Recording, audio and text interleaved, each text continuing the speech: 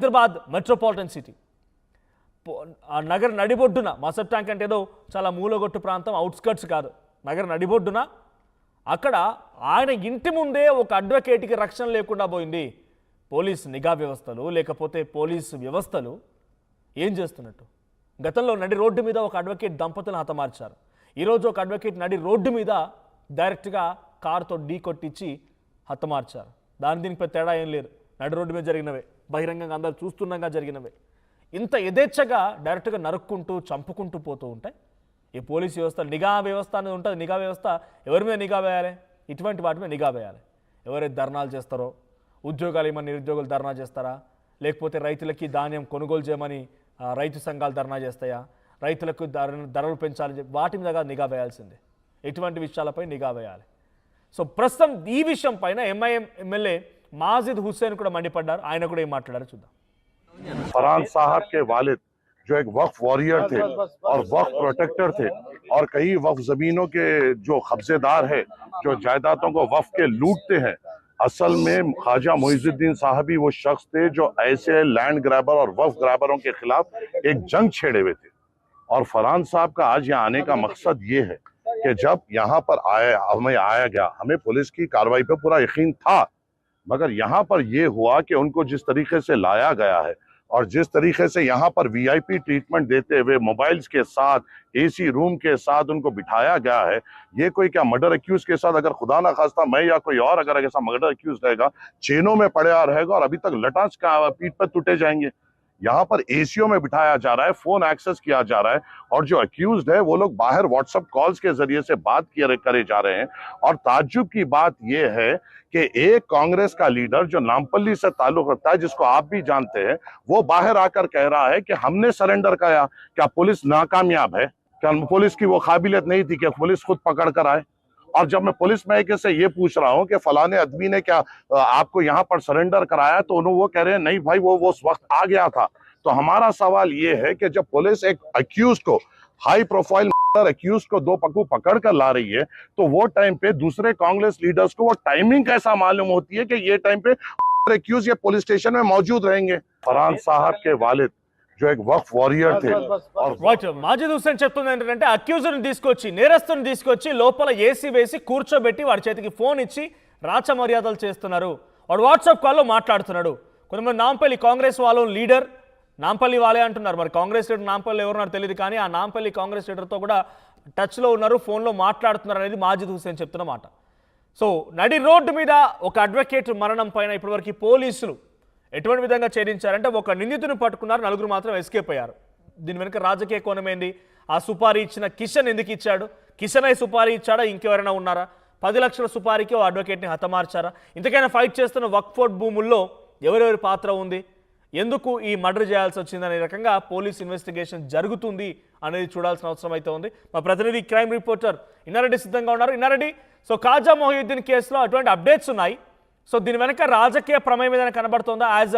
అటు మాజిద్ హుస్సేన్ చెప్తున్నట్టుగా కాంగ్రెస్ లీడర్ నాంపల్లి వాళ్ళే అంటున్నారు. మరి కాంగ్రెస్ లీడర్ నాంపల్లికి సంబంధించిన కాంగ్రెస్ లీడర్ ఎవరి హస్తం ఉంది? ఆ నిందితుడికి రాచ మర్యాదలు చేస్తున్నారంటే కూడా ఆయన ఆగ్రహం వెలుగక్కుతున్నారు. అప్డేట్స్ ఏంటి? మనోజ్, మనం గమనించవచ్చు, ఈ ఖాజా మొహియుద్దీన్ సంబంధించిన హత్య కేసులో సుపారీ గ్యాంగ్ దీనికి హత్య చేసింది. గత కొద్ది కాలంగా దాదాపుగా 6 నెలలకు ముందే ఈ ఘటనకు సంబంధించి రెక్కి వేసుకుని ప్లాన్ ప్రకారం హత్య చేశారని చెప్పి అన్న విషయాన్ని కూడా ఇప్పటికే పోలీసులు గుర్తించడం.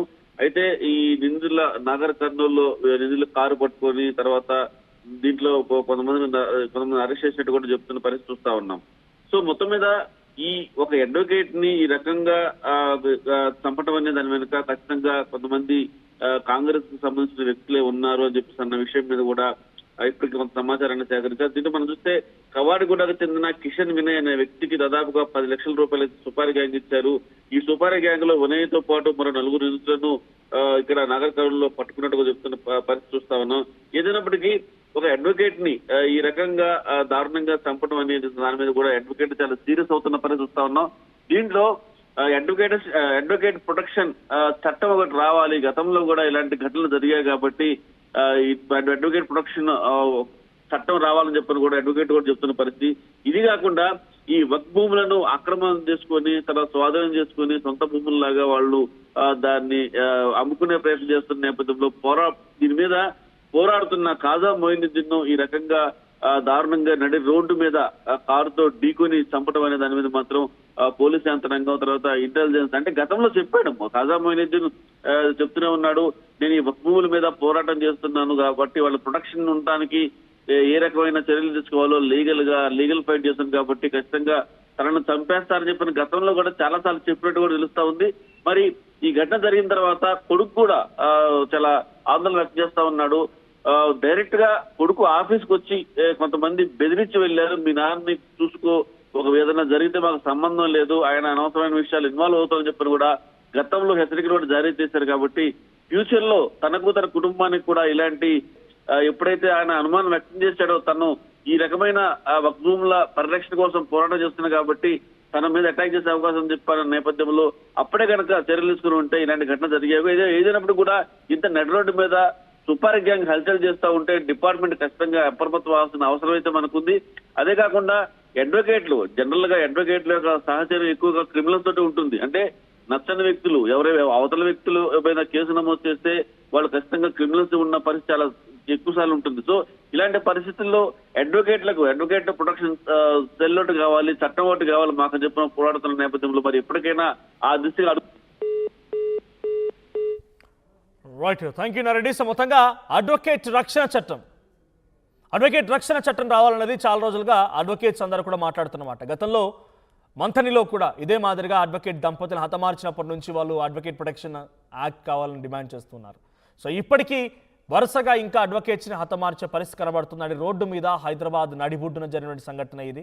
సో ఖాజా మొయినుద్దీన్ మరణం వెనుక, ఆయన హత్య వెనుక ఇంకెవరెవరున్నారు, ఎవరెవరి పాత్ర ఉందనే కోణంలో పోలీసు విచారిస్తున్నారు. ఇప్పటివరకు కిషన్ అనేటువంటి వ్యక్తి సుపారీ ఇచ్చినట్టు, వినయ్ ఈ టీం మొత్తాన్ని లీడ్ చేసినట్టు, వినయ్ ద్వారా ఇంకో నలుగురు కూడా ఈ టీంలో పార్టిసిపేట్ చేసినట్టు మొత్తం వినయ్ అదుపులోకి తీసుకున్నారు.